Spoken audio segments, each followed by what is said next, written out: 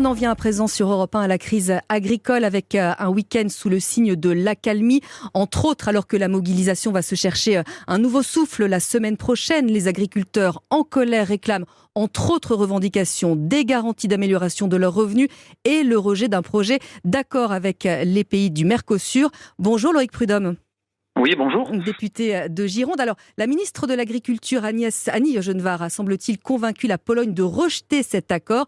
Paris essaie évidemment de se trouver des alliés pour une minorité de blocage à l'accord au sein de l'Union. Est-ce que vous commencez à y croire ?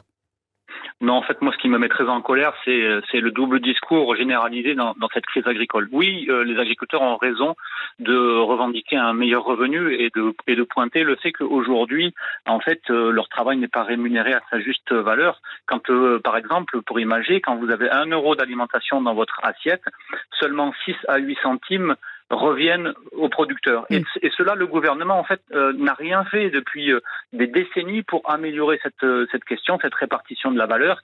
Il n'y a aucune action, résolue sur les intermédiaires, notamment sur la grande distribution, sur l'industrie agroalimentaire, pour que cette partie de valeur, en fait, qui a été volée aux agriculteurs au fil du temps, leur revienne. Et moi, j'en ai assez du double discours de nous dire, ah oui, on va faire en sorte de rejeter le Mercosur, alors que ça fait des années que ce gouvernement a un discours différent à Bruxelles, et quand il revient à Paris, effectivement, pour flatter, ou en tout cas pour essayer de calmer la colère légitime des agriculteurs, va dire le contraire. Mais on voit que concrètement, ils ne font rien. Ça veut dire, Loïc Prudhomme, que rien n'a changé depuis les annonces de Gabriel Attal en janvier ? Non, rien n'a changé. Effectivement, je vous dis, ce double discours, il est flagrant. Et ce qui me met aussi en colère, c'est que finalement, il est aussi du fait des organisations syndicales majoritaires qui sont promoteurs de l'agriculture industrielle et sans frontières, je vais dire. Je veux parler notamment de la FNSEA et de la coordination rurale qui nous disent, en fait, c'est la question des normes. On est assommé de normes. Mais je pose la question juste, est-ce que si demain on continue dans la libéralisation qu'ils ont portée vers moins de normes, est-ce qu'on pourra lutter contre l'agriculture de l'Ukraine ou de la Roumanie qui a aucune norme environnementale et qui a des salaires à 400 € par mois? Je pense que la question qu'il faut se poser, et il faut sortir de ces doubles discours, c'est en finir avec ces questions de dumping social et environnemental qui ont été poussées par la cogestion de ces gouvernements depuis 40 ans avec les syndicats majoritaires et qui aujourd'hui mettent les agriculteurs dans une situation intenable. Ils ne vivent plus de leur métier, l'impasse est complète. Donc à un moment, il faut revenir sur cette politique agricole française dans ce cadre européen de concurrence libre et non faussée, remettre des barrières douanières, remettre de la protection autour des productions françaises qui sont faites pour la plupart dans de bonnes conditions, même s'il y a encore des améliorations qui sont souhaitables. Mais voilà, en fait, le fond du problème, il est là.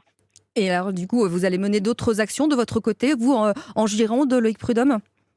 Nous, on continue à militer pour le rejet du Mercosur. On a demandé, on a obtenu cette discussion et ce vote la semaine prochaine sur le Mercosur, parce que c'est le symbole, en fait, de ce que je vous dis, de sortir de cette libéralisation et dire aux agriculteurs de la base, arrêtez aussi de croire que ceux qui vous dirigent, ce sont des loups qui se déguisent en agneaux, et si vous les suivez comme des moutons, en fait, vous allez être dévorés comme l'ont été vos collègues auparavant.